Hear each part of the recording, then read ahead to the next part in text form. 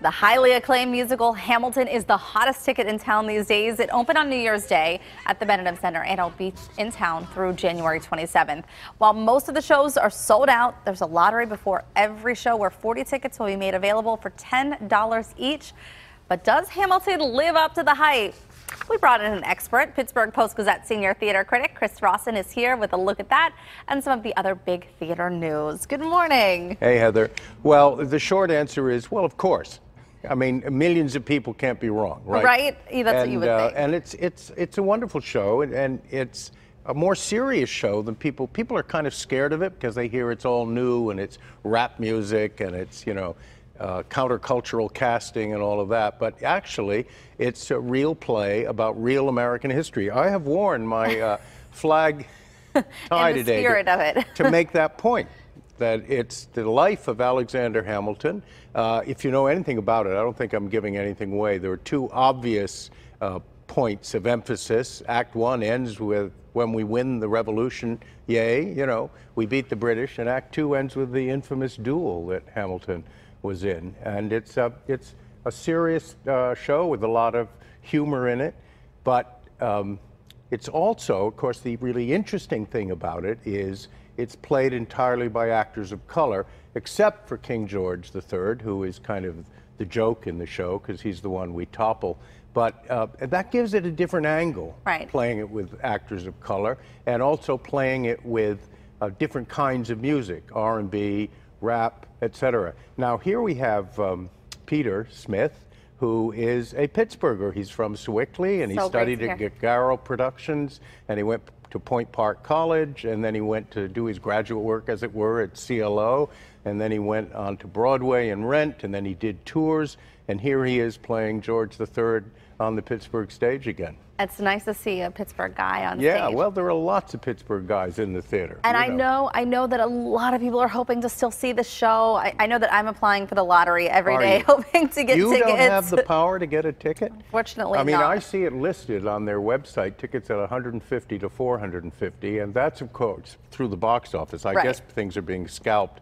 I am going finally, I haven't seen this production yet, I'm going tomorrow night. Oh, great. And I only had one ticket to see it in New York several years ago, and I gave it to my granddaughter. So I didn't get to see it until London earlier this year, and it did live up to the hype. It comes at you fast and furious, and you have to just sort of relax and let the story happen. I know my producer said exactly that. She said it does. She said, I wondered if it would, and it does. Yeah. So as we look back at 2018, there were some very notable things that happened. Right. You have your Performer of the Year. Yeah, in December we announced Wally Jamal, a wonderful actor, as Performer of the Year. During the year, he did the 11th August Wilson play. He's the only actor in the United States who's done all 11 August Wilson plays. And we have a picture of him shaking hands with Denzel Washington, who may be recognizable. He was at, Denzel came to give some money to the August Wilson House in the Hill District, and Wally did a little snippet from that 11th play and was congratulated by Denzel. So he's our Performer of the Year. Great. But I'm here today to announce our top 10 shows of the year. And you're going to give us a sneak peek of that with the top 3. That's right. But I should say that when I say our, Sharon Eberson, who's the theater critic at the Post-Gazette, I'm the senior theater critic. We meet at 61C in the Hill District, and we thrash this out. It takes a while. I'll give you this if you'll give me that, you know. Well, so topping your list is Hamlet. Yeah, the Hamlet at the Pittsburgh Public Theater was really an extraordinary show. Cast of 21. It was Ted Pappas going out. Right.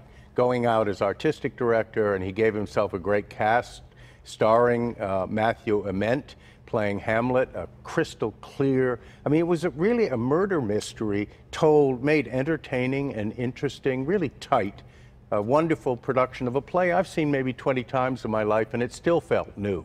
And Chatterton was also on your list. Chatterton was a big, sprawling production by Quantum Theater, done at the Trinity Cathedral downtown, and the audience had to move around the cathedral. It was also co-produced by the Festival of Firsts, and it was a layered thing. We saw Chatterton. That was a murder mystery set in the 18th century, and then followed up with more about Chatterton in the 19th century when he became an idol, and then the 20th century looking back. All of this, a very complex show. I know you really love that one. Grey Gardens is also on your list as well. Yes, Front Porch Theatricals, a group that many people don't know about. Interestingly not, one of the producers of Front Porch Theatricals is another Peter Smith, the father of Peter Smith, the one who's in Hamilton. And this was a show done at the Hazlitt Theater on the North Side, starring Dana Michelle Griffith.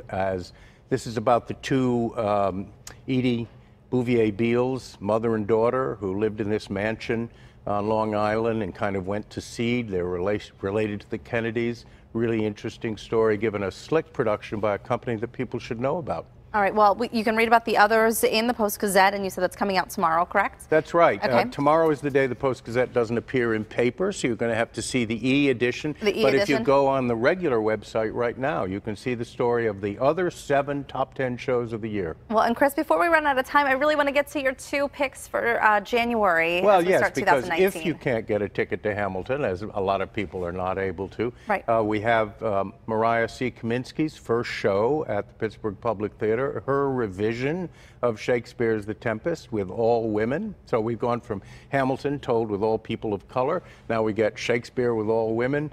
And then there's a new production at the City Theater coming up. Also opening this month, Where Did We Sit on the Bus? So there's a lot going on. Hey, one other thing on the Post-Gazette website. Sure. There's this big feature that just ran about 12 women to meet in 2019. And I want to point out that it's kind of heavy on theater people. Really? We have a lot of strong theater people and strong theater companies in this town. And we try to cover it on the Post-Gazette and here on KDKA. Well, thank you so much, Chris. We'll be sure to check that out. Thanks as always Heather. for joining us.